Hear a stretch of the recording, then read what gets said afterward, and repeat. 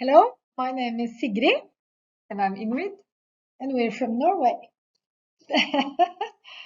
We are going to present to you our citizenship education project.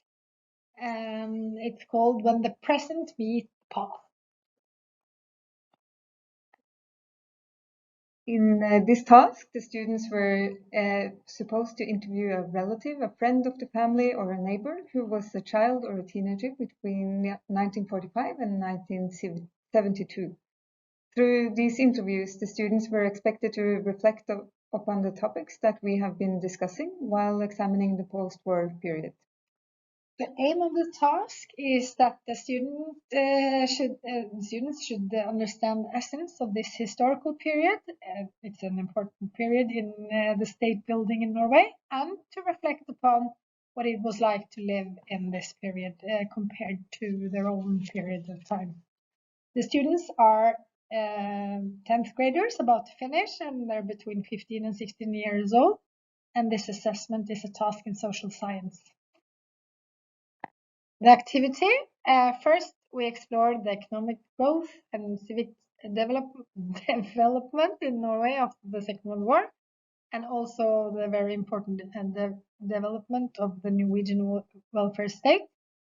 And these were topics where they watched some movies and they read a lot of textbook text.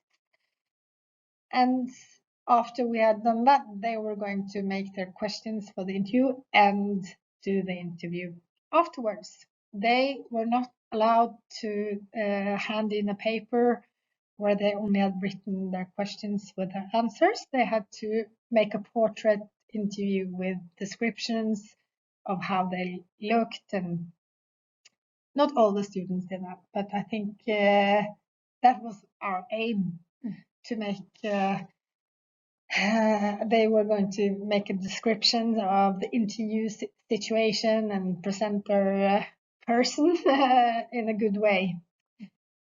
And they were also supposed to try to incorporate some things from the curricula into the interview.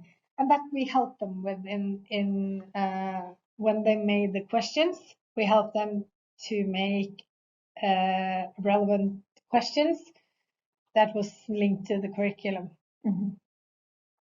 After they had written down their interview, they were supposed to take part in this learning conversation, and the questions were that they had to compare what they have learned about the upbringing and possibilities of their interview subjects, and compare them with their own upbringing and their own possibilities today. They had to reflect upon how their upbringing and possibilities have shaped their lives, or their grandparents or aunts or something like that. And they also had to use concrete examples when they explained their findings. For example, a lot of their grandparents had to use the summer holidays to collect food, berries and apples and fruits and veggies, and had to make sure that the family had food the whole year, while today they just go to the grocery store and buy whatever they want. Yep. When we assessed the students, we assessed how well they were able to reflect upon what the interview subjects told them, and how well they integrated relevant information from the curricula, and how well they showed understanding of the development of the Norwegian society from 1945 to our time. And the students were able to discuss their own findings, the other students' findings, and these reflections were also part of the assessment. They should also compare their own possibilities and reflect upon that, and compare it with the grandparents' possibilities and everyday life, kind of. Yeah. Mm-hmm. To explain, I think we also should say that the teacher were part of that conversation. So already during the conversation, the students got some feedback, and they had to say something about how they thought it was going, the conversation, and how well they had written the portrait interview. Mm-hmm.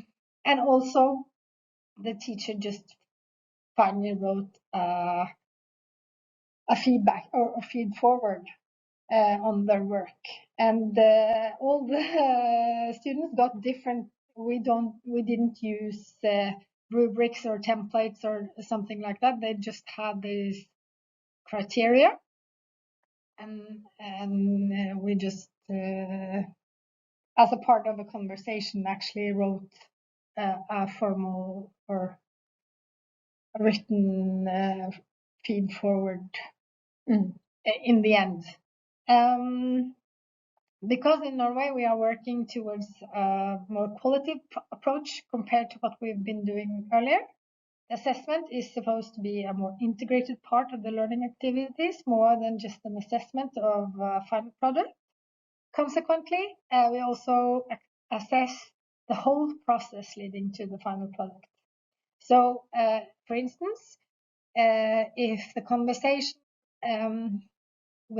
or the interview with the grandparents moved away from the curricula and they were caught up in maybe clothes and other things they were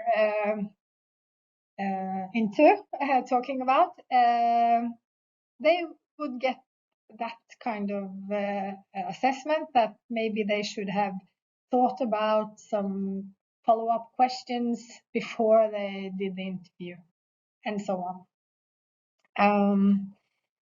Yeah, I think this is it for the project, but we have some reflections about which competences we also have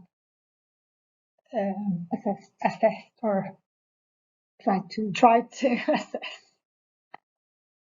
I think some of these maybe are more obvious than others, but we thought about the values. We thought really the students had to value human dignity and human rights, because that was a really important part of the project of building a welfare state in Norway, because the welfare state is actually based in democracy and justice and fairness, equality, and human rights. And also it's about valuing cultural diversity. And I think also many of them got the impression from their grandparents that they also came from a different background than that they knew.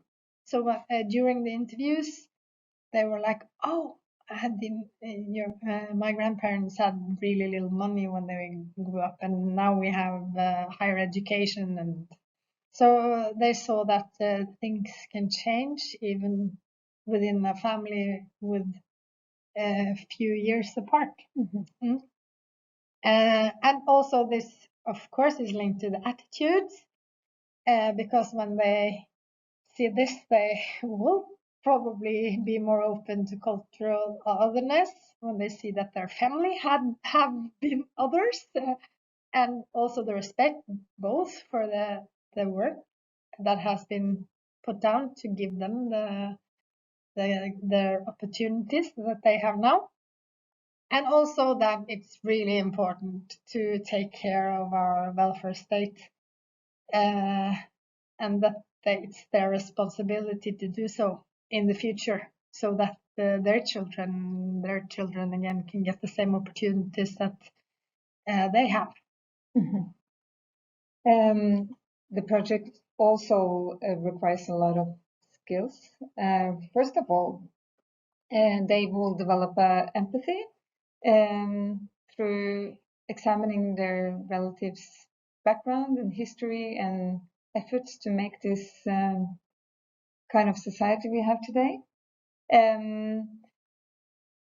It also requires a lot of autonomous learning skills because instead of reading this book or listening to the teacher, they actually have to go out there and discover something about their past, their family's past, and try to reflect upon the history and their own situation right now. And they have to analyze this and think critical about how the past has actually formed the present. And also, I think maybe the interview situation helped them to develop skills of listening, observing, also flexibility, because the elderly people didn't always answer what they thought they were going to, and so on. And also, of course, how they were going to get the interview back on track, and it demanded some linguistic and Communication skills. Yes. Yes. Thank you for Listening. watching and listening.